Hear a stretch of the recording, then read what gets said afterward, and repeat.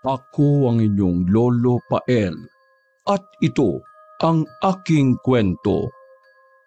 Barumbadong Kapitbahay. Lumabas kayo na matatabang ng Baryo Kalublob! Hanapin niyo ako! Wala bang matatabang dito? Ano?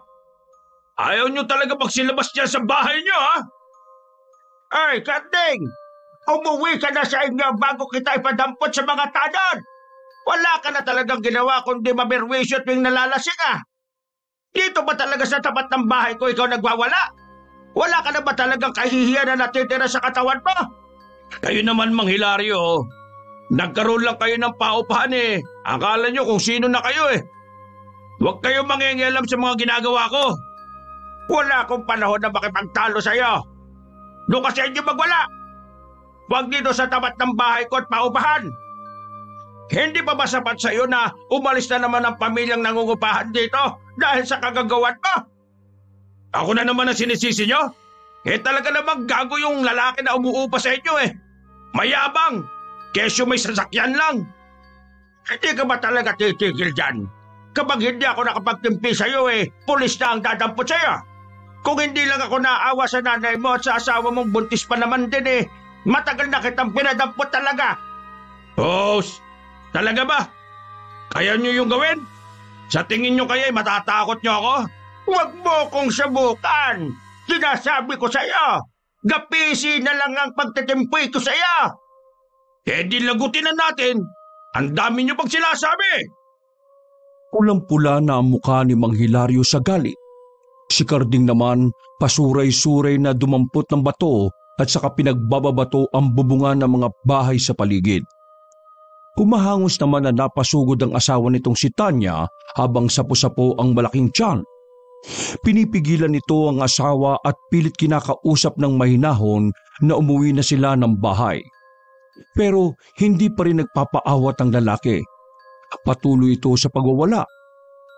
Ilang sandali pa ay dumating na ang ilang tanod na nagpapatrolya sa lugar. Hinuli ng mga ito ang lalaki at saka dinala. Naiiling naman na umuwi na ng bahay si Mang Hilario.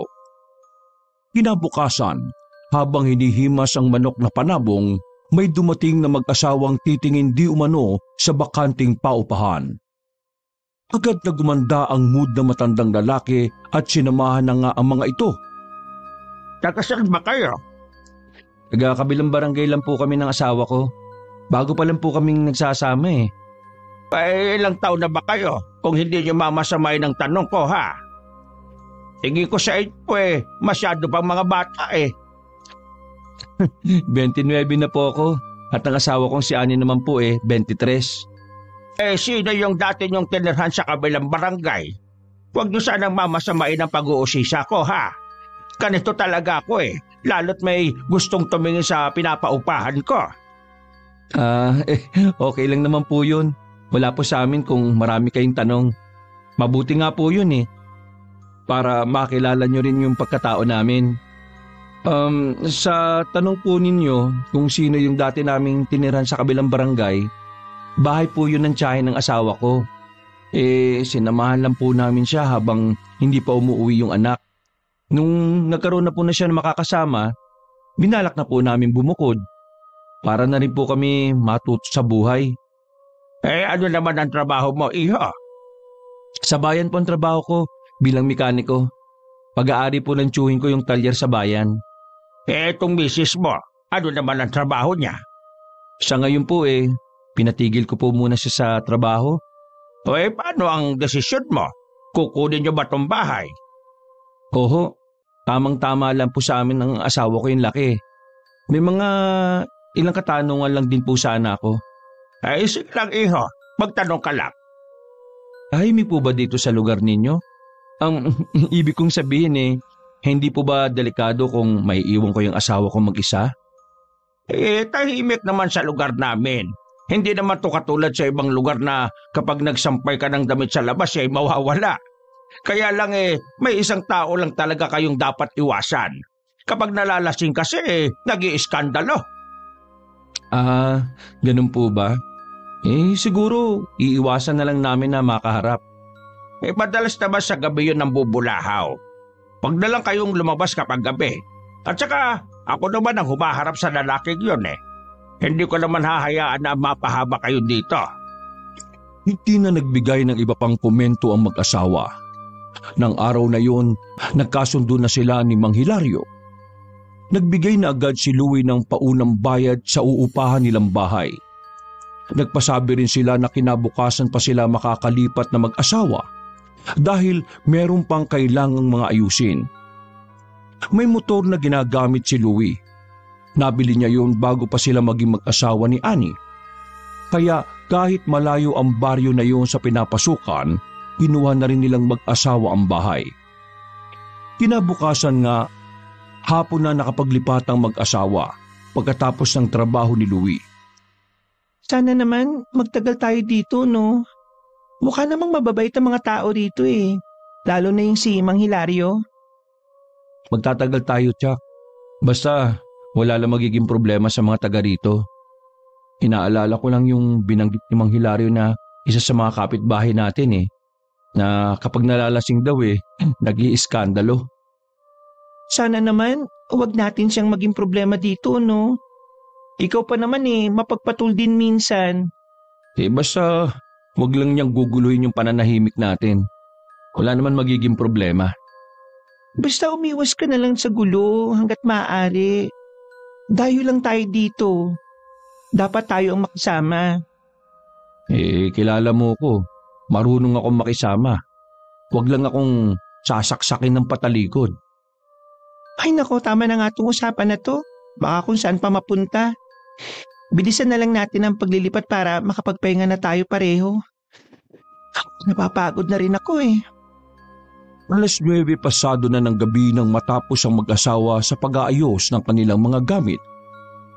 Kinabukasan naman, maaga pa rin gumising si Annie para maipagluto ng almusal ang asawa bago pumasok ng trabaho.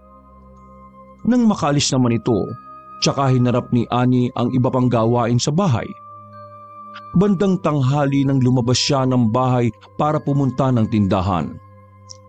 Magpiprito kasi siya ng isda nang mapansin na wala ng laman ang pinaglalagyan ng mantika. Malapit na siya sa tindahan nang mapansin ng isang lalaki na matipuno ang katawan. Nakasuot ito ng sandong itim at maong na butas-butas. Nanunuri ang mga mata nitong nakatitig sa kanya. Bago pa siya makapagsalita para bumili sana ng mantika nang bigla itong magsalita. Bago ka lang dito, no? Ngayon lang kita nakita eh. Ako bang tinatanong mo? Ay bakit? Meron pa bang ibang tao dito maliban kay Aling Alma? Kahapon ng hapon lang kami lumipat dito. Sa paupahan ni Mang Hilario kami umuupa. Sa matandang yun pala. Kayo pala yung pumalit sa mag-asawang nakatira doon. Magkapit-bahay lang pala tayo eh. Katabi lang ng bahay niya, yung bahay namin. Hindi na nagsalita pa si Annie. Ibinaling na lang niya ang paningin sa paghihintay sa matandang ale. Nang makabili na ng kailangan, dali-dali na rin siyang umuwi ng kanilang bahay. Nadaanan pa niya si Mang Hilario sa tapat ng bahay nito. Binati pa niya to na gumanti naman ng pagbati. Nagulat pa si Annie ng bandang alas 3 ng hapon nang dumating si Louie. Matamlay ang itsura nito at namumula ang mukha. Nang salatin niya ay mataas ang lagnat nito. Okay ka pa naman kanina. Ano kaya nangyari? Di kaya nalimigan ka sa biyahe kanina? Ang aga mo kasing umalis dito eh. Hindi ko rin nga maintindihan eh. Sabi ni Chong, magpahinga na nga lang daw muna ako sa bodega. Sabi ko na lang, uuwi na lang ako. At baka lalo pang lumala ang nararamdaman ko. Hindi pa ako makapagmaneho pa uwi. Ako, ubus pa naman yung paracetamol natin. Teka nga, pupunta muna ako sa tindahan. Baka merong tinda doon. Pinahiga niya muna ang asawa at saka kinumutan. Pagkatapos, nagmamadali na siyang lumabas ng bahay. Nakasulubong naman niya si Mang Hilario na papunta sa kanila. May dala itong ulam. Saan ang punta mo at nagmamadali ka? Sa tindahan po, nilalagnat po kasi si Louie. Bibili lang po ka ng gamot. Ay, hindi nagtitinda ng gamot niyang si Alma. Wala din ibang bilihan dito kundi sa bayan pa. Isa pala akong albularyo. Kung naniniwala ka ako na lang ang gagamot sa asawa mo. Oo naman po.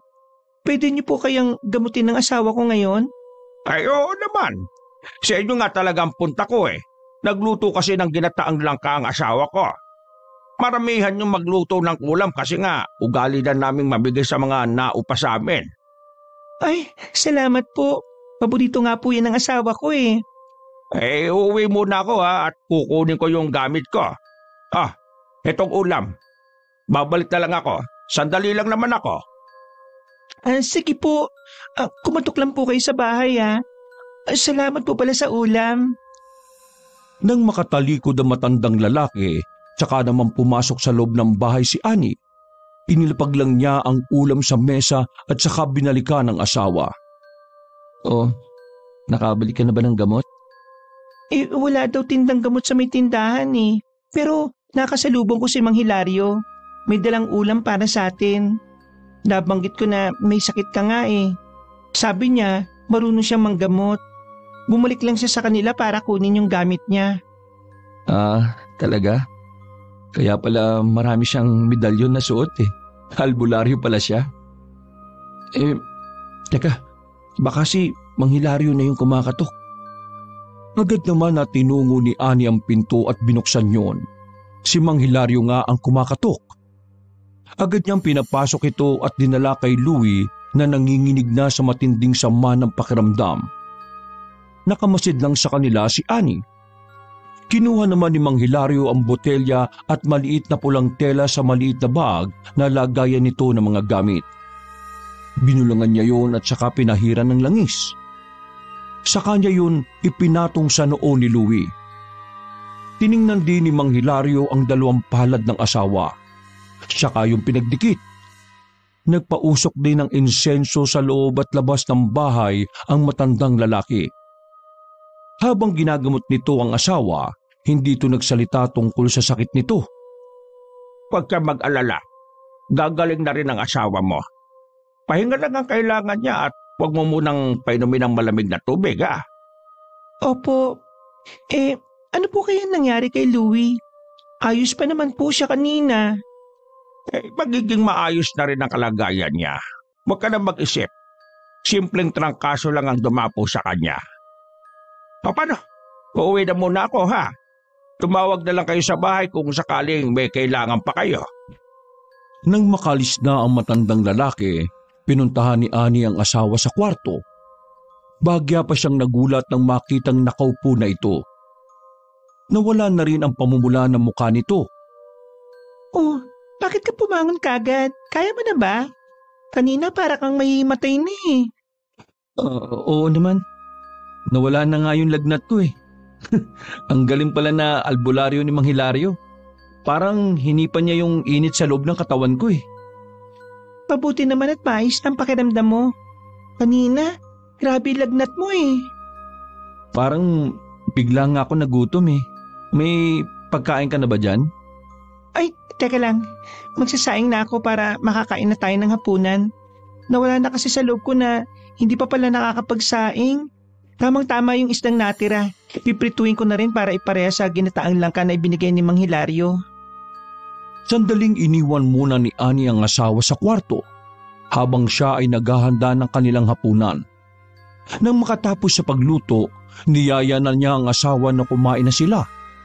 Napansin agad ni Ani na magana itong kumain. Napangiti na lang siya habang nakatingin rito. Malapit na silang matapos kumain na makarinig siya ng kumusyon sa labas ng bahay. Nagkatinginan pa silang mag-asawa. Akmang tatayo pa lang si Louie na makarinig sila ng sunod-sunod na kalabugan sa taas ng kanilang bubungan. Hindi na napigilan ni Ani ang mapatili. Ayun, meron pang nambabato sa bubungan ng bahay natin. Meron pang nambabato sa bubungan ng bahay natin. Teka, lalabas lang ako. Titingnan ko kung ano nangyayari. Huwag na. Baka mamaya may nag-aaway pala sa labas madamay ka pa. Dito ka na lang. Hindi naman ako lalabas ng kalsada Kesa naman pareho tayong nagtatanungan dito kung ano nangyayari.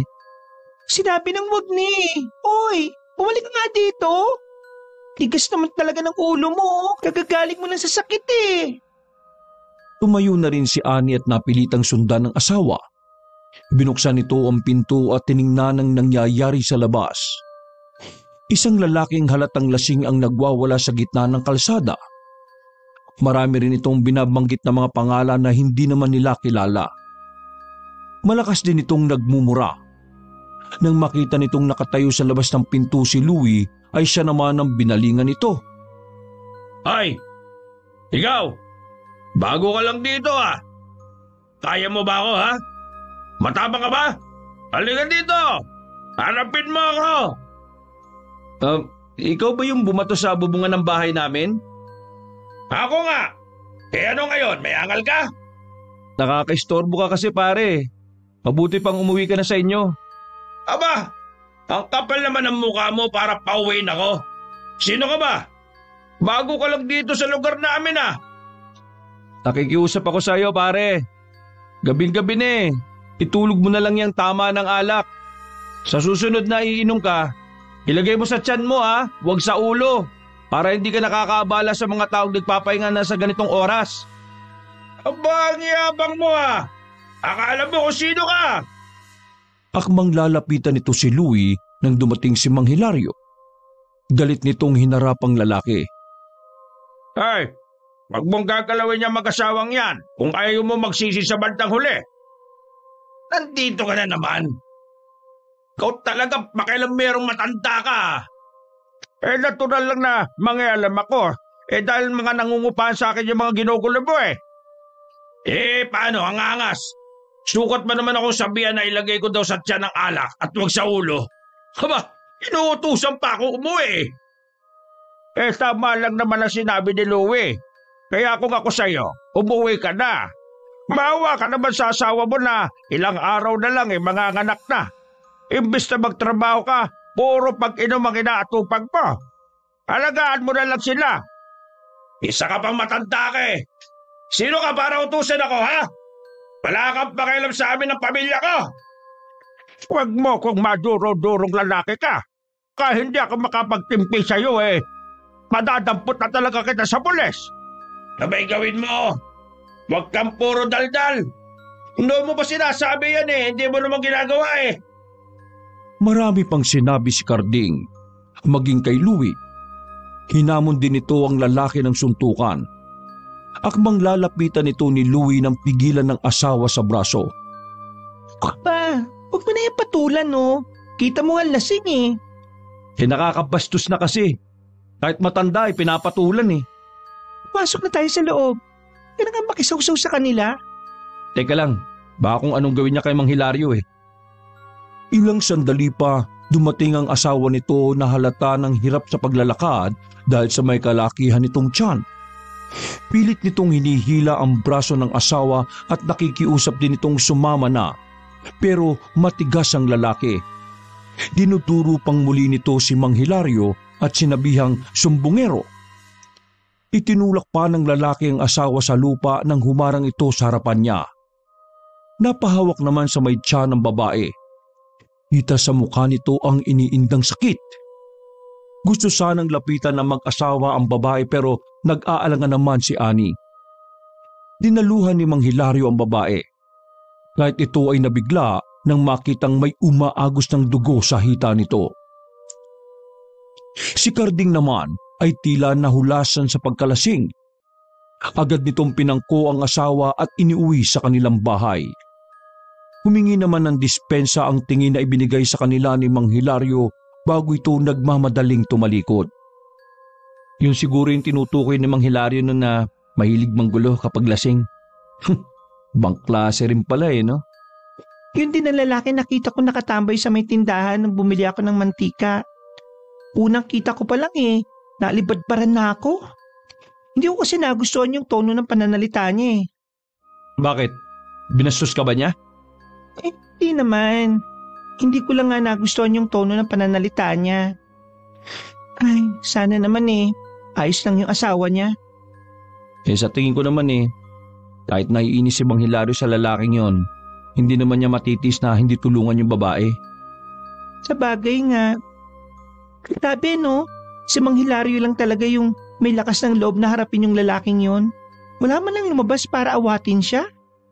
Baka kilalang siga yung lalaking yun dito, kaya walang maglakas ng loob na humarap. Ang mabuti pa magpahinga ka na sa kwarto. Ililigpit ko lang tong pinagkainan natin. Susunod na rin ako. O sige, parang nahihilo na naman ako dahil sa lalaking yun eh. Sunod ka na lang sa kwarto ha. Sabi ko naman kasi sa'yo, huwag ka na mangialam pa. Sige na, pumasok ka na doon. Mamaya hilutin ko yung ulo mo. Agad namang tumalima na si Louie. Si Annie naman laman pa rin ng isipan ng nangyari kanina.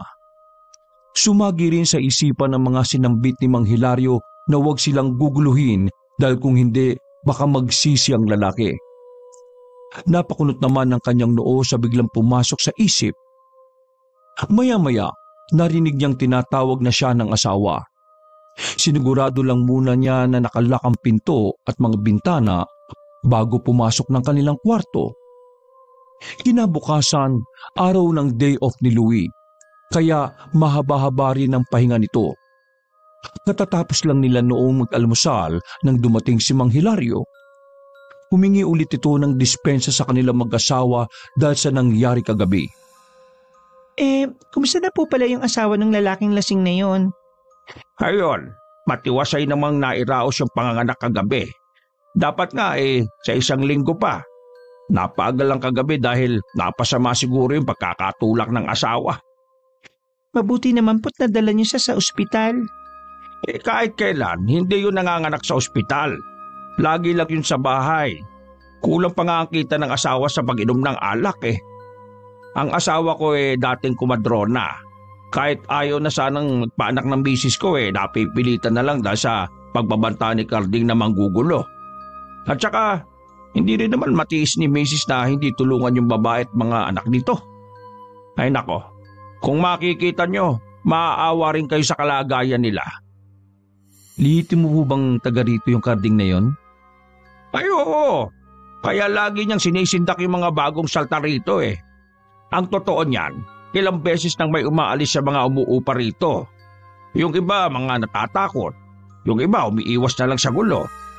Nahihiya na nga ako sa anak-anakan kong nasa ibang bansa Yung kasi ang nagpagawa ng paupahan na ito.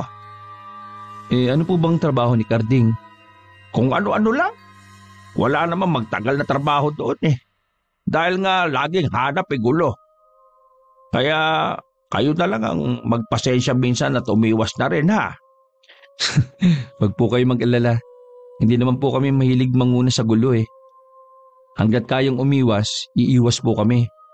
Ayaw din naman po namin na mapag-initan kami dito Okay siya. Maiwan ko muna kayo ha. Puntahan nyo lang ako sa bahay kung may kailangan kayo o may problema. Sige ho, Mang Hilario. Salamat po ulit sa inyo Hindi ko maiwasan na maawa sa babae at sa anak niya Ang malas niya sa pagkakaroon ng asawang barumbado at iresponsable pa. Swertihan din kasi ang pag-aasawa Katulad mo ba? Swerte ka sa akin. Bukod sa mabait at gwapo na, responsable pa. Oh, di ba? Saan ka pa? Swerte ka rin naman sa akin Maliban sa maganda na, masikaso pa sa'yo. Alam ko naman yun. Kaya swerte tayo sa isa't isa. Puno ng tawanan ng usapan nilang mag-asawa. Na mga sumunod na araw at gabi, naging tahimik naman ang paninirahan ng mag-asawa sa baryo na yon. Napansin nila na si Carding lang talaga ang nanggugulo sa katahimikan ng lugar. Ilang araw na rin naman na wala silang balita sa lalaki. Isang araw habang nagwawali sa harapan ng bahay, bigla na lang sumulpot doon ng lalaki. Napakunot naman ng noo si Annie. Agad naman niyang napansin na namumungay ang mga mata nito. Halatang nakainom ito dahil namumula rin. Anong kailangan mo? Nandyan ba yung mayabang mong asawa, ha? Wala nasa trabaho siya. May trabaho pala yon? Oo naman. Hindi naman yung katulad ng iba na walang alam gawin kundi maglasing at pagkatapos manggulo. Ay, ako ba pinariringgan mo? Bakit? Tinamaan ka ba sa sinabi ko? Aba, Ang yabang mo rin ah.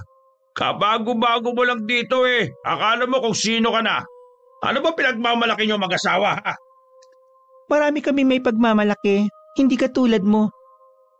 Hoy! Karding! Ano na naman ba ginagawa mo rito? Akala ko ba'y nagkaintindihan na tayo? May tinatanong lang ako sa babaeng ito. Sukat ba naman na sagutin ako ng pabalang?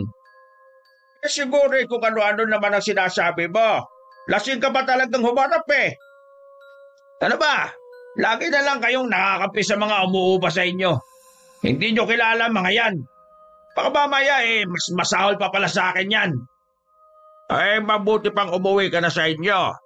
Itulog mo na lang yung kalasingan mo. Bakit ba ang hilig mong manghilam tanda ha? Huwag mo nga akong inuutosan. Misis ko nga hindi ako pinagsasalitaan ng ganyan eh. Ikaw ba kaya? Dahil hindi ako kagaya ng asawa mo na takot at walang boses sa mga kalokohan mo. Ba't sumusobra ka na talaga? Kung hindi ka lang matanda, matagal ko nang sinungal-ngal yung bunganga mo eh. Sige, uwit mo kung anong gusto mo sa akin. Basta hindi ako papayag na guluhin mo mga nangungupahan sa akin. Pwede ba, Karding? Umalis ka na lang. Wala ka talagang modo eh. Pati matanda pinapatulan mo. Hoy, babae! Huwag kang sumabat ng sumabat sa usapan ha. Hindi ikaw ang kausap ko. Huwag mo nga akong maduro-duro. Baka pagsisihan mo yung ginagawa mo. Aba, matapang ka rin pala. Sabi mo nga kanina, di ba? Mga dayo lang kami dito. Hindi mo kilala kung sino kami. Kaya mag-iingat ka. Ay bakit? Anong gagawin mo? Ha? Nananakot ka lang yata eh. Ikaw ang mag-ingat dahil hindi kayo taga rito. Karding, pwede ba? Tama na yan. Puwi ka na. O baka gusto mong tumawag ako ng tanod para sila magpawi sa'yo? Ngumiti lang ng nakakaloko ang lalaki sa kanila. Pero humakbang na rin ito paalis. Nang makalayo ito, tsaka lang nakahinga ng maluwag si Annie. Naroon pa rin ang inis niya sa dibdib para dito. Si Mang Hilario naman ay naiiling pang sinundan ng tingin ang papalayong lalaki. Bago ibinaling ang pansin sa kanya. Pasensya ka na iya sa lalaking yon na. Ganon talaga siya kapag may bagong nangungupahan dito eh. Maiintindihan ko kung aalis kayo mag-asawa ng dahil lang kay Karding. Ay, huwag po kayo mag-alala. Hindi niya po kami madadaan sa mga paninindak niya, no? Ay, tama yan. Huwag kayong papasinda kay Karding. At saka, lagi lang naman akong nandito eh. Akong bahala sa inyo. Hindi ko naman kayo pababayaan eh. Alam naman po namin yon. Kaya lang po, hindi po namin maiwasan na hindi mag-alala sa inyo eh. Baka po kasi kung anong gawin niya sa inyo. Kilala ko naman niya si Karding. Alam ko kung hanggang saan lang yung kayang gawin yan. Puro daldal lang yan eh. Mas inaalala ko lang kasi ang mga umuupa dito. Wala kasing magtagal eh. Nararamdaman ni Annie na tila meron pang gustong sabihin sa kanya ang matandang lalaki. Pero ilang sandali lang ay nagpaalam na rin ito sa kanya. Siya naman ay itinuloy na ang pagwawali sa maliit na bakuran nila. Samantalang si Mang Hilario naman ay tumuloy sa bahay ni Karding. Naabutan niya ang lalaking nagkakape. Agad itong napangisi nang makita siya. Huwag niyong sabihin na sinundan niyo pa ako hanggang dito para lang pagsabihan. Nandito ako para balaan ka. Ito ang una at huling babalaan kita tungkol sa bagong mag-asawang umuupa sa akin. O ano naman ang tungkol sa mag-asawang yon? Huwag mo na silang guguluin pa kung ayaw mo magsisi sa bandang huli. Ay bakit? Kilala mo ba sila? Hindi ang mag-asawa, pero kilala ko ang tiyahe ni Annie.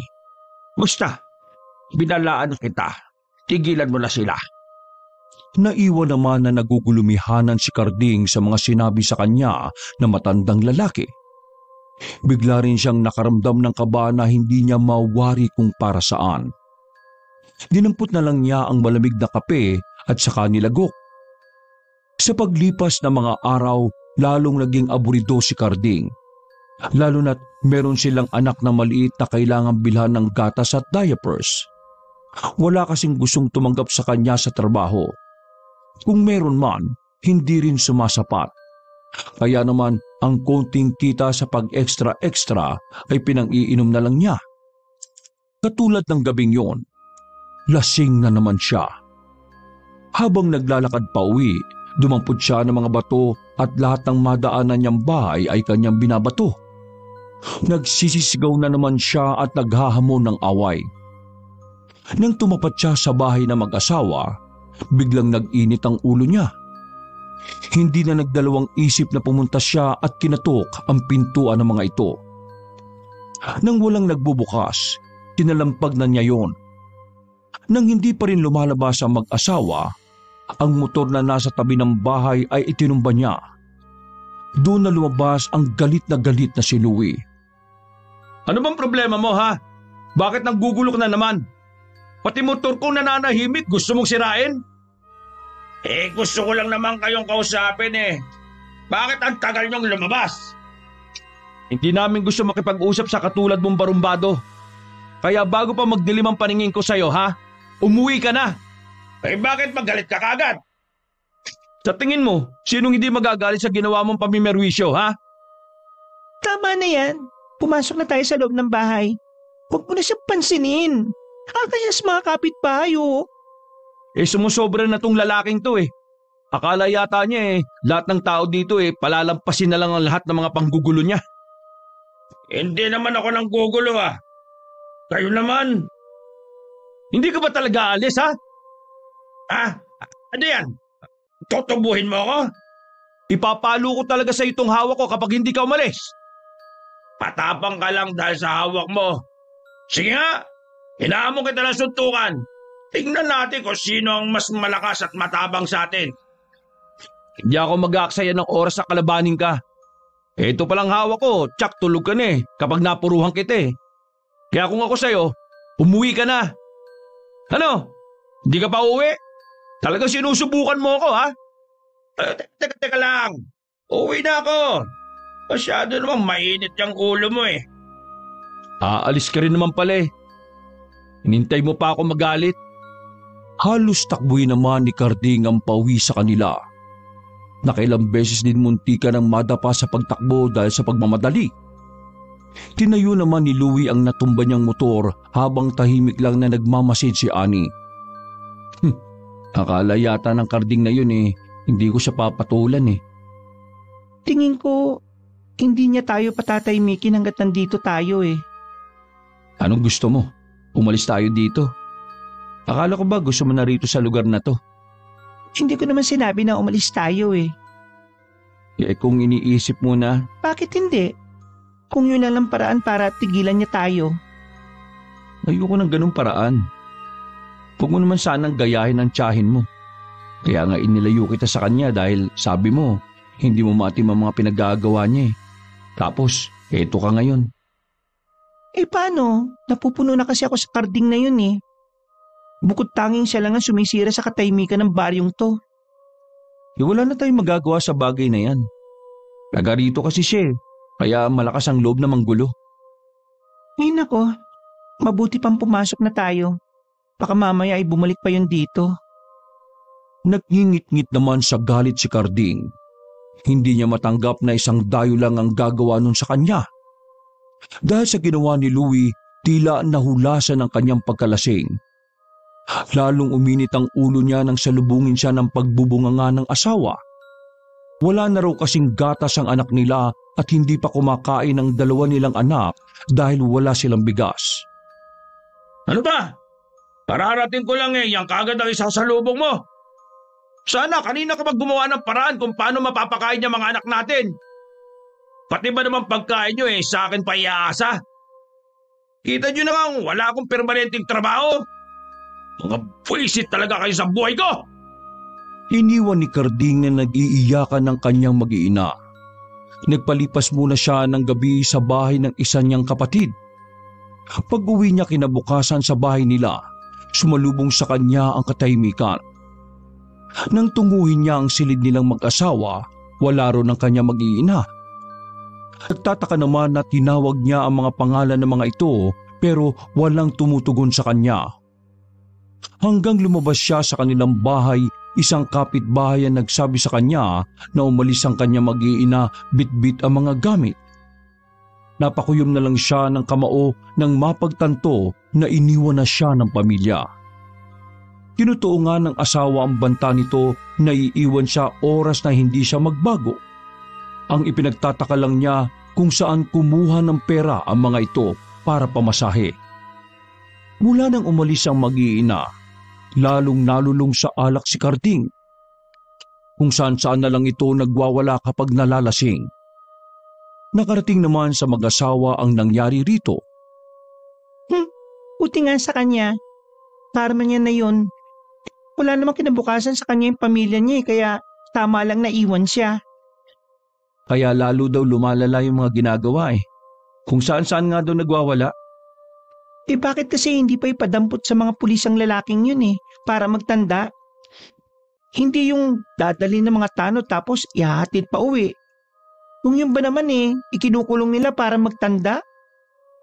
Nalaman ko nga na tsuhin pala niya yung kapitan sa baryo na to. Kaya siguro malakas din ang loob na gumawa ng kalokohan eh. Kaya naman pala malakas ang kapit. Ngayon ko lang naisip na kaya pala mas pinipili ng mga nangungupahan dito na sila na lang ang umalis dahil alam nilang wala ring mangyayari kahit na magreklamo sila. Gano'n na nga siguro. Kaya naisip ko din na tayo na lang ang maghanap ng ibang maupahan eh. Ay nako, hindi tayo aalis dito. Wala naman tayong ginagawang masama kaya hindi tayo ang aalis. Kaya namimihasa ang lalaking yun dahil akala niya lahat ng tao kaya niya. Nako, makakasubukan kami oras na manggulo ulit siya dito. Ano naman ang pinaplano mo? Wala pa sa ngayon. Pero kapag ginulo muli niya tayo, kapag may isa sa atin ang nasaktan, itaga mo sa bato. Kahit ikaw, hindi mo ko kayang pigilan sa gagawin ko sa kanya. Napatitig na lang si Louie sa mukha ng asawa. Kilala niya kasi ito kapag nagalit. Parang siya tuloy ang kinabahan sa maaari nitong magawa kay Karding. Nang sumunod na mga araw, malimit umuwi ng gabi si Louie sa kanilang bahay. Hindi na rin siya nakakabalita tungkol kay Karding. Hindi rin kasi nagkukwento ang asawa niya tungkol sa lalaki. Nang umuwi siya, nadatnan pa niya ang tiyahin ng asawa na paalis naman na. Nagmano lang siya rito at saka na ito sumakay sa naghihintay na tricycle. Sinundan pa yon ng tingin ni Louie hanggang mawala sa paningin niya ang tricycle na kinalulunanan ng matandang babae. Anong sadya ng tiyahin mo sa atin? Wala, dumalaw lang. Gusto lang daw niyang makarating dito sa lugar natin. Alam mo, may nabanggit siya na nakarating na daw siya dito dati. May kakilala daw siyang taga rito. Di lang daw niya sigurado kung dito pa rin nakatira kasi kapangasawa nga daw ng taga malayo. Talaga? Nabanggit ba niya kung anong pangalan? Hindi niya sinabi kahit tinanong ko Alam mo naman si Chang, masyado masikreto. Kapag ayaw niyang malaman ng iba, kahit pangalan, hindi nun sasabihin. Sa bagay nga. Kumusta naman daw siya? Okay naman daw. Kaso, lagi daw wala si Ate Cathy. Kaya parang wala naman daw siyang kasama sa bahay. At least, sa bahay niya nauwi si Cathy. Hindi tulad nun na kung saan nakakarating dahil sa klase ng trabaho. Yun na nga lang daw ang ipinagpapasalamat niya Kaso, hanggang ngayon, hindi pa rin daw pumapayag si Ate Cathy sa gusto niyang mangyari. Kahit naman kasi sinong nasa matinong pag-iisip hindi talaga papayag sa gusto niya. Sinabi nga niya sa akin kung gusto ko raw ba. Anong sagot mo? Sinabi ko na ayoko at gusto ko mamuhay ng normal at hindi ka rin ako papayag. Buti naman. Dati akala ko interesado ka na sa ginagawa niya dahil lagi ka nagtatanong Siyempre, dala lang ng kuryosidad. Pero ayoko naman sundan ang yapak ni Chang no. Si Ate Cathy nga ayaw Anak niya, ako pa kaya? Napansin ko, parang tumahimik dito sa lugar natin Wala ka bang nababalitaan tungkol kay Karding? Narinig ko kanina habang nasa tindahan ako na araw-araw daw nagiinom. Ang ginagawa daw ng mga kapatid, ikinukulong sa loob ng bahay para hindi na makapanggulo. Buti naman kung ganun.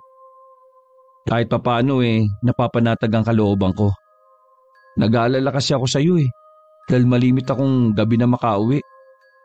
May tinatapos kasi kaming trabaho.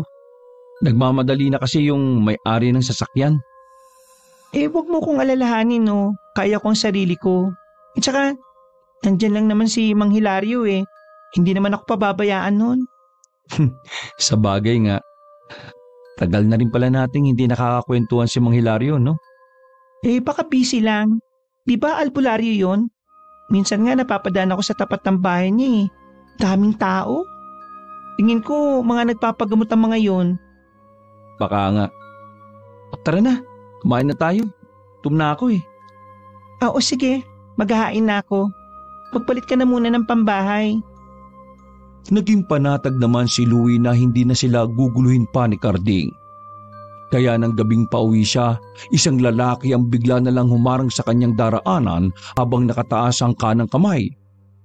Sa pag-aakalang makikiangkas, huminto siya sa tapat nito. Naka-jacket na may hood ang taong pumara sa kanya, kaya hindi niya ito namukhaan kaagad. Kaya ganun na lang ang gulat niya nang tanggalin ito ang takip sa ulo. Bago pa siya makahuma, sunod-sunod na palo sa ulo at sa iba't ibang bahagi ng katawan ang natanggap niya mula rito. Iniwan lang siya nito nang hindi na siya makagalaw. Isang biyahero rin na taga roon ang nakakita sa kanya at nagpahatid siya sa bahay nila. Nakulat at maiyak-iyak naman si Annie nang mapagbuksan siya ng pinto kasama ang isang hindi kilalang lalaki. Nagpaliwanag ito sa nangyari sa asawa. Dali natin siya sa ospital. Bakit dito ka pa kasi nagpadiretso Wag na. Bugbog lang naman to Si Mang Hilario na lang ang tawagin mo. Sigurado kang siya ang tatawagin ko? Oo, siya na lang. May tiwala naman ako sa kanya Oo, sige. Pero nakita mo ba kung sino ang gumawa nito sa'yo? Si Carding. Akala ko makikisakay lang siya kaya ako huminto Nagulat na lang ako nang pagpapapaluin niya ako ng hawak niyang tubo. Parumpadong yun. Talagang inuubos niya ang pasensya ko Talaga bang hindi niya tayo titigilan? Alam mo na lang natin sa barangay. Hindi ko na palalampasin tong ginawa niya sa akin. O paano? Dito ka muna. Tatawagin ko lang si Mang Hilario. Lumungulang si Louie na kita sa muka ang sakit na iniinda na mga oras na yon. Nagpupuyos naman sa galit si Annie dahil sa nangyari sa asawa. Pagdating sa bahay ni Mang Hilario, agad niyang sinabi ang sadya. Pati ang matandang lalaki ay labis na nagulat at bumalatay rin ang galit sa mukha nang malamang si Carding ang may gawa noon sa asawa. Pagdating sa bahay, agad na ginamot ni Mang Hilario si Louie, habang si Annie kung ano-ano ang pumapasok sa isipan. Kailangan pagbayaran ng lalaking yun ang ginawa niya sa asawa ko. Oo naman, iha. Hindi rin ako papayag na hindi niya pagbayaran ng ginawa niya. Humihingi na rin ako ng dispensa dahil sa nangyari. Pananagutan ko kayo dahil sa akin kayo nangungupahan. Wala naman po kayong kasalanan Yung parumbadong lalaking yun ang may kasalanan. Kita ang pagkadismaya sa mukha ni Mang Hilario dahil sa ginawa ni Carding. Hindi nito akalain na aabot sa ganoon ang galit nito sa mag-asawa. Hinayaan na lang din ito na maglabas ng galit si Annie. Kahit hirap sa pagkilo si Louie, pumunta pa rin sila sa barangay para ireklamo ang ginawa ni Carding. Pero lalong nadagdagan ng kanilang pagkadismaya nang sabihin mismo ng kapitan na wala naman silang ebidensya na si Carding nga ang may gawa noon. Sinabihan pa sila ng kapitan na dayo lang sila sa lugar na yon kaya dapat lang sila ang makisama. Gusto pa sana makipagtalo ni Annie pero pinigilan na siya ni Louie. Maging si Mang Hilario ay labis ang pagkadismaya sa kanilang kapitan dahil sa pakikiharap sa kanila. Ay nako, yun ang isa sa mga rason ng mga umaalis dito sa paupahan na to Kapag dayo, hindi man lang kilingan ng kapitan dito. Hindi pinapansin ang mga reklamo. Kaya naman pala, nagiging abusado ang lalaking yon. Kaya kung gusto niyo nang umalis, hindi ko kayo pipigilan pa. Naiintindihan ko kayo. Hindi po kami aalis. Wala kaming ginagawang masama sa mga taga rito. Tahimik lang kami ditong nakatira. Kung gusto ng Karding na umalis kami, maghintay siya kung kailan namin gustong umalis. Nagkatinginan naman ang dalawang lalaki sa nakikitang galit sa anyo niya. Nagpaalam sandali si Ani na magluluto ng sopas para makakain ng asawa. Naiwan naman si Mang Hilario sa asawa. Ang tapang pala ng asawa mo. Ngayon lang ako nakakilala ng ganyang babae. Nako, matapang po talaga yan. Lalo't alam niyang siya ang nasa tama. Teka. Hinakala ko pa naman na tahimik na si Karding dahil hindi na siya nakakapanggulo dito sa tapat natin eh. Dahil kinulungan ng mga kapatid. Yung pala may ibang pinaplano. Yan tuloy, ginalit niya ng gusto ang asawa mo. Sa totoo lang po, mas matinding magalit sa akin si Ani. Ay, ganun ba? Hindi naman niya siguro susugurin si Karding sa bahay niya, no? Hindi naman po yung gagawin ni Ani. Mabuti naman kung ganon. Baka kasi mas lalong lumaki ang gulo pag nagkataon.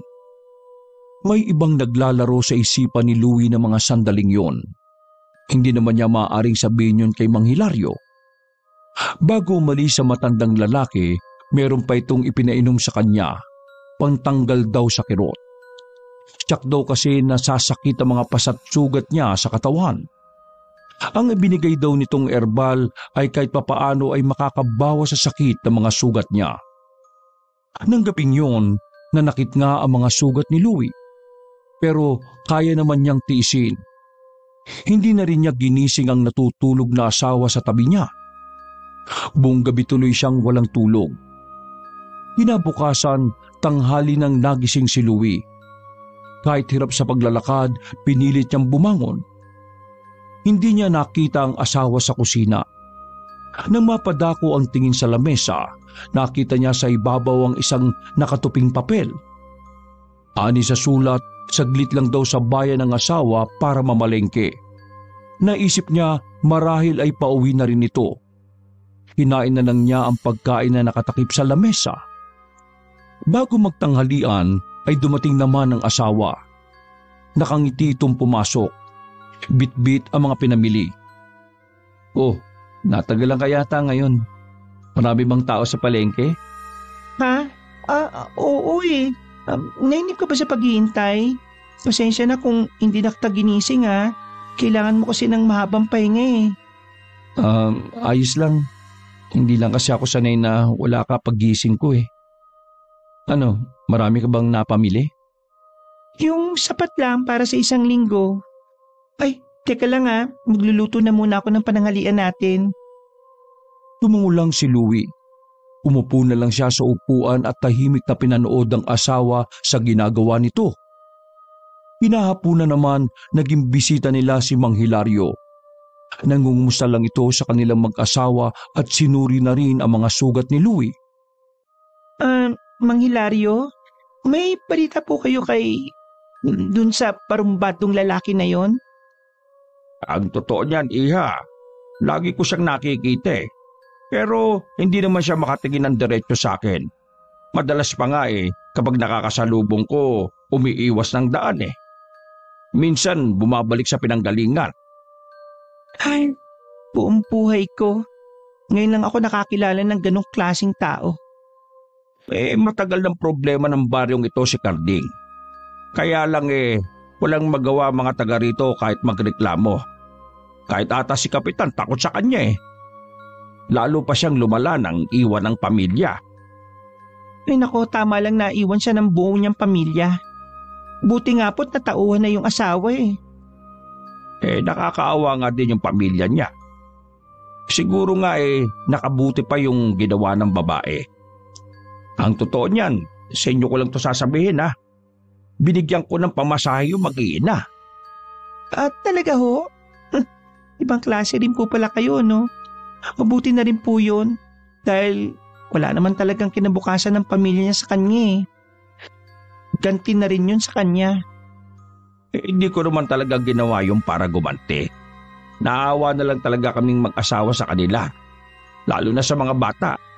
Minsan nga, napagbubuhatan na sila ng kamay ni Karding eh. Lalo't umuwi ng lasing. Akala siguro niya walang papatol sa kanya. Sa ginawa niya kay Louie, hindi ko na to palalampasin. Teka, ano ang ibig mo sabihin, Iha? Ho? Wala ho. Nagagalit pa rin po kasi ako sa lalaking yun eh. Baka nga po, hindi na mawala eh. Naiintindihan naman kita, Iha. Kahit sino naman sigurong malalagay sa kalagayan mo ganyan din ang mararamdaman.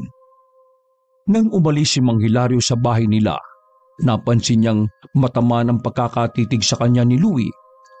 Umiwas siya ng tingin dahil hindi niya matagalan ang titig nito. Matagal ko nang alam na maganda ako, no? Kaya hindi mo na kailangan titigan pa ako ng akala mo ngayon mo lang ako nakita. Alam ko naman yun. Pero hindi yun ang dahilan kung bakit kita tinititigan. Ano palang dahilan mo? Alam ko na may pinaplano ka ha. Sana wag mo nang ituloy pa kung ano man yan. Kung gawin ko man nga to, tama lang naman yun sa lalaking yun eh. Hindi lang naman tayo makikinabang. Mabuti pa, umalis na lang tayo. Lumipat na lang tayo ng ibang bahay. Sabi ng tiyuhin ko nung uli akong pumasok sa trabaho, hahanapan niya tayo ng maupahan na malapit sa trabaho ko. O edi, mas nakatipid pa sa pamasahe, gasolina. Nako, kaya namimihasa ang lalaking yun eh. Akala niya walang gagalaw sa kanya. Akala niya lahat kaya niya. Hayaan mo na lang yung karma ang maningil sa kanya. Kita mo nga iniwan na siya ng pamilya niya. Naku, kulang pa yun. Kita mo nga hindi pa rin nagbabago, lalo pang lumala. Ayoko lang kasi na mapahama ka sa kung ano man ang gagawin mo. Hindi naman ako ang gagawa eh. Si Chang naman. Ano? Nanggaling ka sa kanya? Sinabi mo lahat? Nang minsang galing ako sa bayan, dumaan din ako sa kanya. Sang-ayon siya sa gusto kong mangyari. Mabibigyan na rin kita ng hustisya sa ginawa niya sa'yo. Hindi naman hustisya ang hanap mo kundi paghihiganti. Ganyan. Imbis na matuwa ka, bakit parang nagagalit ka pa sa akin? Alam mo naman kasing hindi ako sang-ayon sa pangungulam ng tiyahin mo. Kaya nga inilayo kita sa kanya para hindi ka niya maudyukan na sumunod sa yapak niya. Pero ikaw naman pala tong lapit ng lapit sa kanya. Para sa akin, walang masama sa ginagawa niya. Ang kinukulam niya lang naman yung mga taong masasama. Tumutulong siya sa mga taong hindi makuha ang hustisya katulad mo. Gusto ko siyempre na magbayad ang lalaking yon. Pero hindi sa ganitong paraan. Hindi nga tayo pinakikinggan eh. Kasi nga, dayo lang tayo dito. Kapag dayo, hindi talaga pinakikinggan ng mga reklamo. Hindi nakaimik si Louie. Batid niya kasing may katotohanan ng sinasabi ng asawa. Magkaganon man, hindi pa rin siya sang-ayon sa gusto nitong mangyari. Hindi kulam ang solusyon sa hinahanap niyang hustisya sa nangyari sa kanya. Sumagi din sa isip niya na pwede naman niyang palagpasin na lang ang nangyari. Ang solusyon na naiisip niya ay ang umalis sa lugar na yun. Pero may iba na palang plano ang asawa. Kilala niya ito kapag nagalit. Kung alam na pala ng tiyahin nito, wala na siyang magagawa pa sa magiging kapalaran ni Karding. 1 linggo pa bago nakapasok sa trabaho si Louie. Dahil naging abala para makabawi ng ilang araw na hindi pagpasok sa trabaho, malimit na gabi na siya nakakauwi. Hindi na sila gano'n nakakapagkwentuhang mag-asawa. Minsan pa uwi, bago pa makarating sa bahay nila, nakita niyang maraming tao sa kalsada. Naroon din si Mang Hilario. Ano pong nangyayari dito? Oh, ikaw pala, iho. Pauwi ka pa lang ba? Oo, mabawi pa ho kasi ako ng mga nakaraan na hindi ako nakapasok kaya ginagabi ako ng uwi. May gulo po bang nangyari? Ay nako, si Carding na naman. Nanggulo dito kanina. Kinuha ng mga tanod. Nabato na naman ang bahay eh. Saktong bumukas yung pinto ng bahay, tinamaan yung batang paslit. Ayon, nang pambuno yung ama ng bata at siya. Ay nako, grabe naman niyang pamimerwisyong ginagawa niya. Parang dinadahilan na lang niya yung pagiging lasinggero niya para manggulo eh. Kumusta naman po yung bata? Ayos na. Nagamot ko na rin naman. Nagtamo lang ng bukol. Kahit yata anong dasal sa lalaking yun para magbago hindi na talaga siya tinatablan. Sana nga lang makahanap siya ng katapat niya. Baka nga po yun lang talaga makapagbabago sa kanya. Sa dami ng may galit sa kanya baka dumating ang araw wala na maawa sa kanya at matuwa pa kapag may masamang mangyari sa kanya. Ganun na nga ang mangyayari. Sige po, uwi na po ako. Tsak, kanina pa ako hinihintay ni Annie. Nakangiting tumayo naman si Mang Hilario sa kanya. Pinaandan na ni Louie muli ang motor niya para makauwi na ng bahay. Pagdating sa kanila, naabutan niyang tila nag-aalala ang asawa. Agad naman itong sinabi sa kanya na nagkita sila ng pinsan nito sa bayan kanina. Ibinalita nito na may sakit di umano ang tiyahin at hinahanap ito. Ayos lang ba kung uuwi muna ako sa bahay ni Natchang? Oo naman Hindi mo lang siya tiyahin. Siya din ang kinikilala mong magulang simula nang iwan ka ng nanay mo. O sige, ihatid kita bukas bago ako pumasok sa trabaho. Naku, salamat Ngayon lang kasi nagkasakit si Chang Kilala mo naman yun. Malakas ang pangangatawan. May edad na rin kasi ang tiyahin mo. Kaya natural na manghina na rin. Yun nga ang sabi sa akin ni Ate Cathy. Ay teka, maiba nga pala ako. Nabalitaan mo ba yung nangyari sa labasan kanina? Alin, yung tungkol na naman sa barumbado nating kapitbahay? Ay naku, huwag mo nang ituloy dahil wala naman bago. Kaya lang kasi may nadamay na bata. Oh, anong nangyari sa bata? Ayos naman daw, sabi ni Mang Hilario. Siya kasi ang gumamot Oh, kita mo yung asal ng lalaking yon, tapos maaawa ka pa? Hindi naman ako sa naawa. Kaya lang kasi ayoko lang na sa kamay mismo natin magbayad ang taong yan.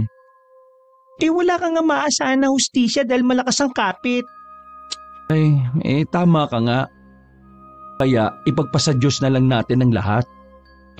Hindi sumagot si Annie. Kitang-kita pa rin sa mukha nito ang inis sa lalaki. Dumiretso na lang ito sa may kusina at saka nagain para sa hapunan nila. Kinabukasan, gaya ng napag-usapan, hinatid niya muna ang asawa sa bahay ng tiyahin. Matapos maibaba ang mga gamit nito, nagpaalam na rin siya. Hindi na rin siya pumasok sa loob ng bahay para silipin ang tiyahin nito. Sinabi na lang niya sa mga susunod na araw na lang. Nang makauwi naman ng gabing yon, naabutan niya na nasa tapat ng kanilang bahay si Carding. Biglang umahon naman ang galit sa kanya. Oh, anong ginagawa mo dito? Manggugulo ka na naman? Hindi pre, kasi Huwag mo ako mapare-pare, hindi tayo magkaibigan. ang init pang kagad ng ulo mo sa akin. Wala naman akong ginagawa Sa katunayan nga nandito ako para humingi ng dispensa sa nangyari. Sana mapatawad mo ako. Yun lang ba sadya mo? Para kasing hindi ka panipaniwala Mahirap bang paniwalaan? Totoo naman ang intensyon ko Sige na, umalis ka na lang at huwag nang lalapit sa amin at dito sa bahay. Ang yabang mo naman pre. Ako na nga tong lumalapit sa iyo Ikaw pa tong nagmamatigas. Kung bukal nga talaga sa puso mo ang paghingi ng tawad, hindi mo kailangan magsalita na parang utang na loob ko pa na nandito ka sa harapan ko ngayon. Ikaw naman kasi pare. Alam mo rin kung sino ka makapagsalita Huwag mo na sanang kakalimutan na malaki ang atraso mo sa akin Hindi ko yung nakakalimutan. Mahigit 1 linggo akong hindi nakapasok sa trabaho. Alam mo ba kung gaano kalaking abala nun sa akin? Palibhasa kasi hindi mo alam ang salitang responsibilidad Oo na, tama ka na. Kung hindi mo gusto ang paghingi ko ng tawad, di wag. dami mo pang sinasabi. Naiiling na lang si Louie nang galit pa itong tumalikod at naglakad palayo. Pumasok na lang siya ng bahay. Bigla siyang nanibago na wala man lang sumalubong sa kanya. May palagay siya na matagal-tagal din bago makabalik ang asawa. Kaya siya na lang ang nagplano na dalawin ito sa bahay ng tiyahin sa mga susunod na araw. Gaya ng inaasahan, ilang araw nang mag-isa si Louie sa bahay na inuupahan. Minsan, naabutan siya ni Mang Hilario. May dala itong ulam. Napangiti na lang siya dahil sa mabait na matandang lalaki. Nako, salamat po. Lagi na lang po kayo nagbibigay sa amin. Ay, wala yon. Tatalawa lang kasi kami sa bahay. Kaya kapag nagluto ang asawa ko ng ulam at napakarami naman talaga hindi namin mauubos yon. Ay teka, nasan nga pala si Annie? Ayun, umuwi po muna sa bahay ng tiyahin niya. Ilang araw na po kasing may sakit eh. Ah, ganun ba? Pwede ba akong magtanong sa'yo, iho? Ay sige po, ano po ba yung itatanong niyo? Gusto ko lang kasing makasiguro kung tama ang hinala ko, ah. Yung bang pangalan ng tiyahin ng asawa mo Julieta? Ho? Oo. Yun nga pong pangalan. Kilala niyo po ba yung tiyahin ng asawa ko? Kung ganun tama pala ako. Malaki kasi ang pagkakahawig ng asawa mo sa kanya noong kabataan nito King malapit kami nung araw. Nung nakapag-asawa ko, nawala na ako ng balita sa kanya. May naging isa po siyang anak. Matagal na rin pong patay ang asawa niya. Sa katunayan nga po niyan nakarating na siya dito sa bahay. Nabanggit nga din po niya na may kilala po siya dito nakatira. Ay talaga? Ang liit nga talaga ng mundo, ano? Sinong mag-akala na dito pa kayo makakaupa sa akin? Sayang nga lang at hindi kami nagkita. Hindi na rin nagtagal si Mang Hilario. Nang maiwang mag-isa, napaisip bigla si Louie kung may alam din na matandang lalaki sa lihim ng tiyahin ng asawa. Kung may alam siya, binanggit na sana niya kanina.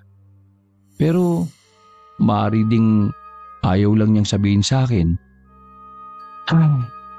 Ayoko na ngang isipin pa yung mga bagay na yan. Inabot pa ng 1 linggo ang pananatili ni Annie sa bahay ng tiyahin. Siya na lang ang dumadalaw rito. Maayos na rin naman ang kalagayan ng tiyahin nito. Yun na lang, ayaw nitong iwan nila. Kasalukuyan silang nasa labas ng bahay ng mga oras na yon. Dumaan muna siya roon bago umuwi. Noon lang din niya naalalang banggitin ang napag-usapan nila ni Mang Hilario. Namangha naman ang asawa sa narinig. Talaga? Kita mo nga naman ang pagkakataon, no? Oo nga Sa tingin ko, hindi lang simpleng pagkakaibigan ang nangyari sa kanilang dalawa noon Yun nga din ang palagay ko. Ayoko naman mag-usisa pa.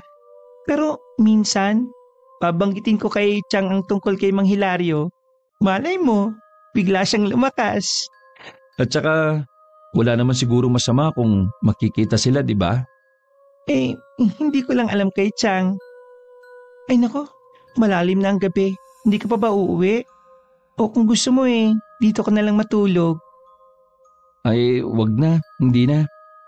Kailangan ko rin kasing maglinis sa harapan ng bahay natin bukas habang wala akong pasok.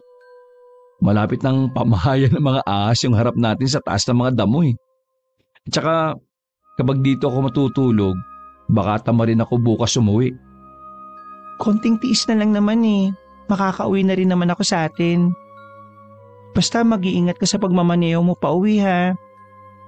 Lumakap at tumalik pa sa asawa si Louie bago sumakay ng motor at pinaharurot palis. Nang papasok na sa baryo na kanyang uuwian, nadatnan pa niya si Karding at ilang kalalakihan. Tila nagwawala na naman ito at inaawat ng mga kasama.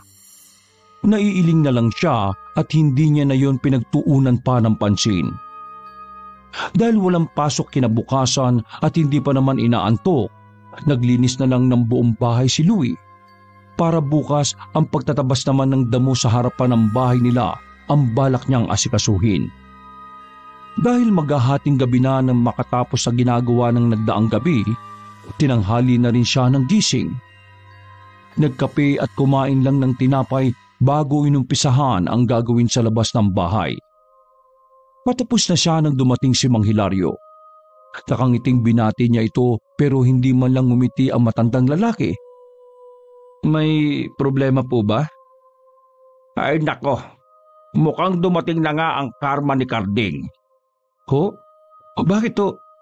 Nakita ko pa lang siya kagabi Mukhang nagwawala na naman. Kanina kasi pinatawag ako nung nanay.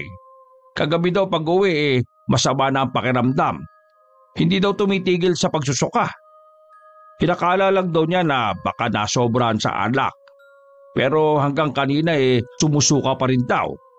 Nangangalumata na nga dahil wala pang tulog. Ngayon po ba ayos na yung lagay niya? Gabi-gabi pa namang umiinom yun. Hindi pang karaniwan ng sakit na dumapo sa kanya.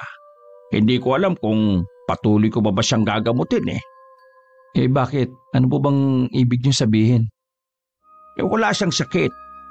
Meron lang nagbigay sa kanya ng sakit. Alam mo ang tinutukoy ko.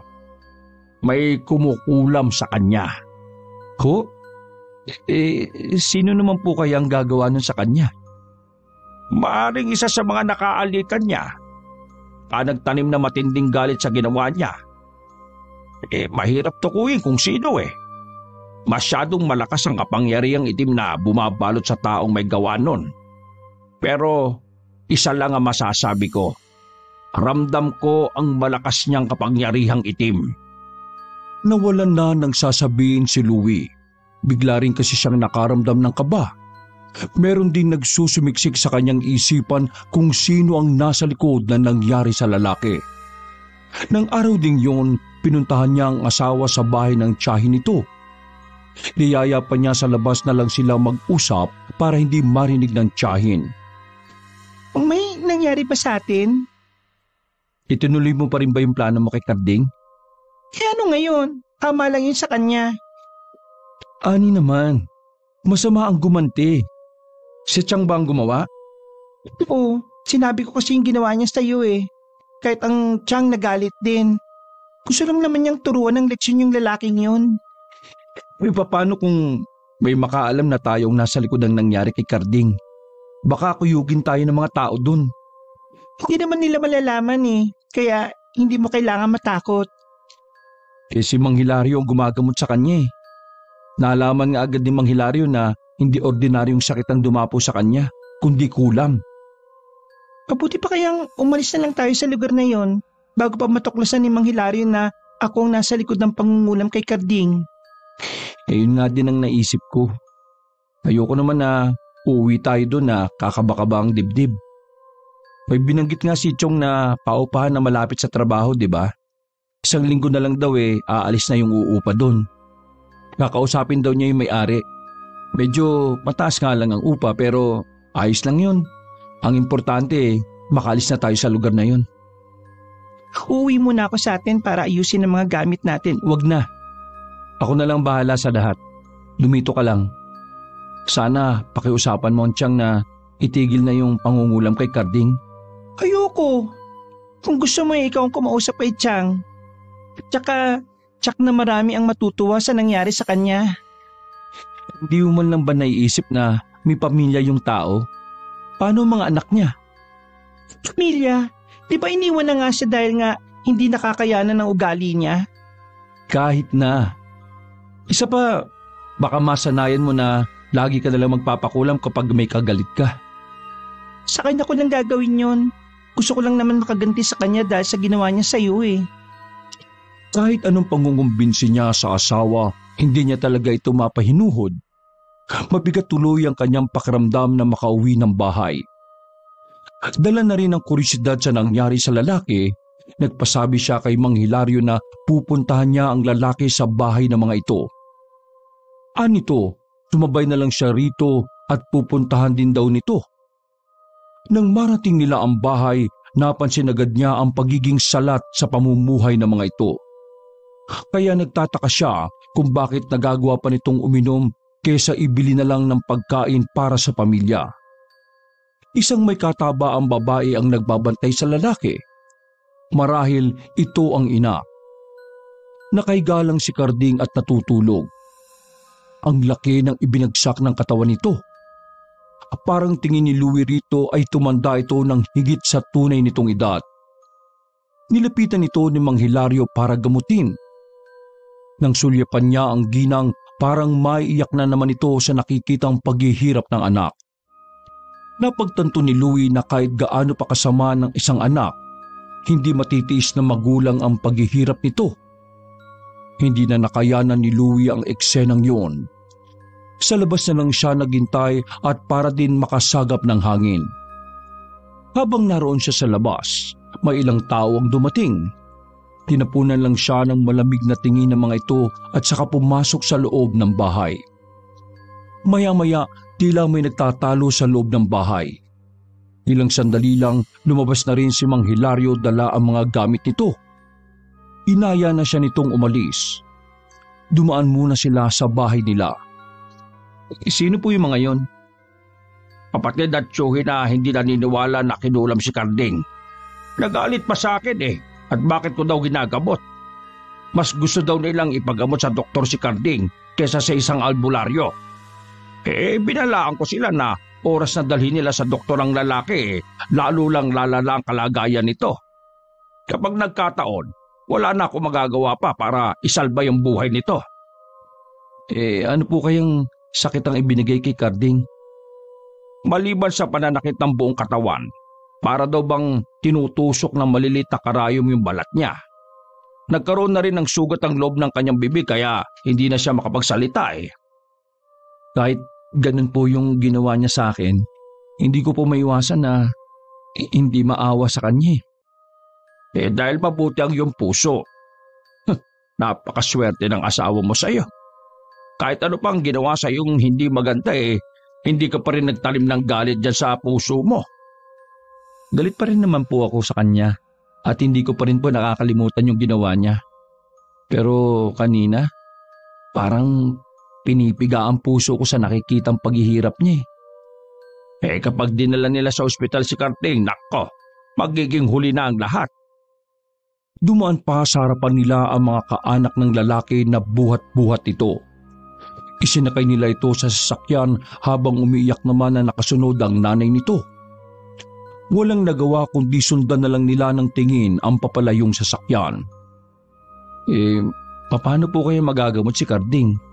Kapag po ba pinatawad siya ng nagpakulam sa kanya, gagaling na po siya? Maaari iho, pero masyadong malakas yung kapangyarihan ng taong nagpakulam sa kanya. Lalo pa nitong dadagdagan ng sakit ni Karding ngayong dinala na siya sa ospital. Bakit ba kasi hindi na lang sila maniwala sa inyo no? Ginagawa nyo naman ang ikabubuti ni Karding. Hindi lahat kasi naniniwala sa kulam. Ako naman, nire-respeto ko naman ang kanilang paniniwala. Ipaubaya na lang natin sa taas ang magiging kapalaran ni Karding. Simula ng araw na yon, wala nang naging balita si Louie sa lalaki. Hindi na rin sila nakikita ni Mang Hilario. Naging abala na rin kasi siya sa kanyang trabaho at pag-aayos sa kanilang gamit. Isang gabi nakararating lang ni Louie sa bahay nang makarinig ng mga katok sa may pinto. Si Mang Hilario ang napagbuksan niya.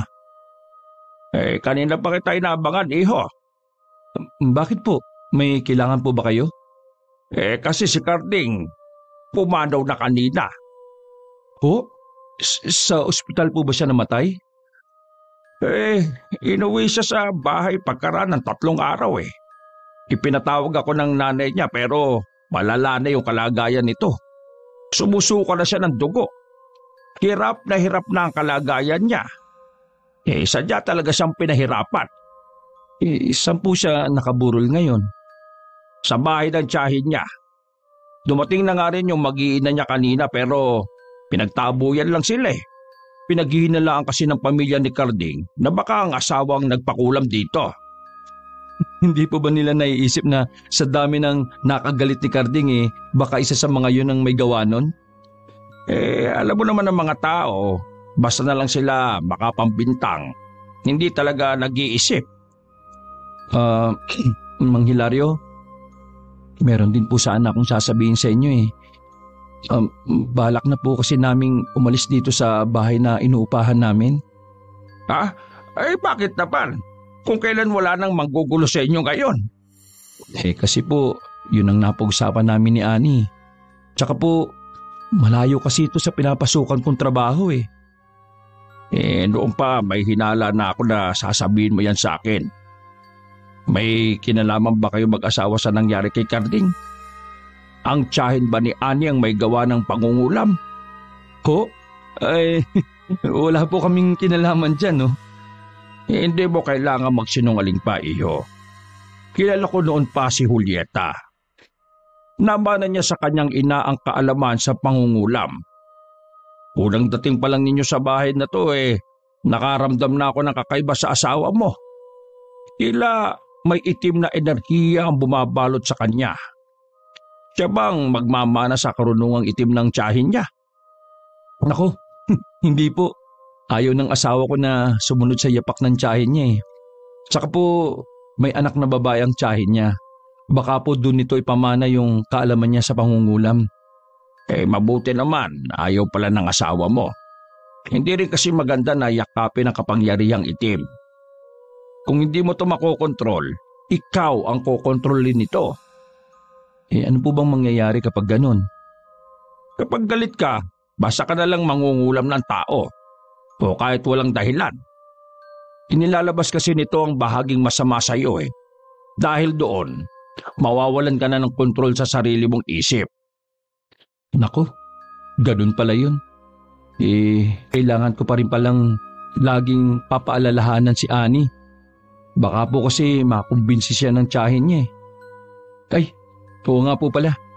Gusto niyo po bang makausap yung tiyahin ng asawa ko? Tsak na matutuwa yun pag makita kayo. Hindi na, iho. Natutuwa ko na malaman na nasa mabuti siyang kalagayan.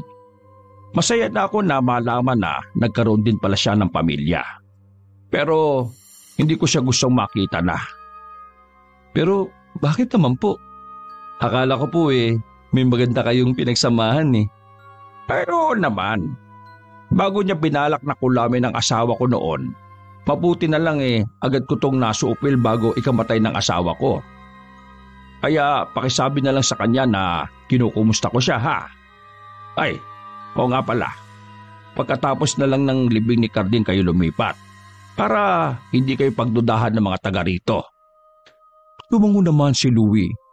Hindi niya alam pero parang nabunutan siya ng tinik nang malamang wala na si Carding.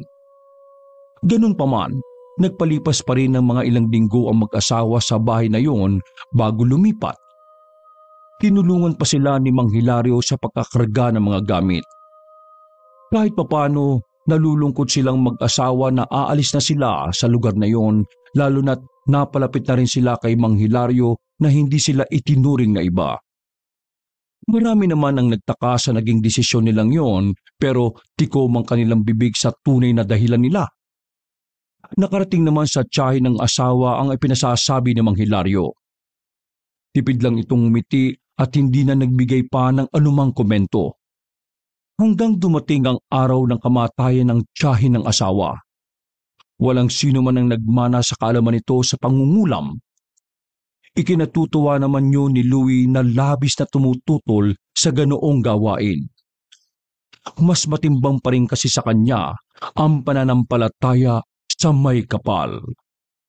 Wakas!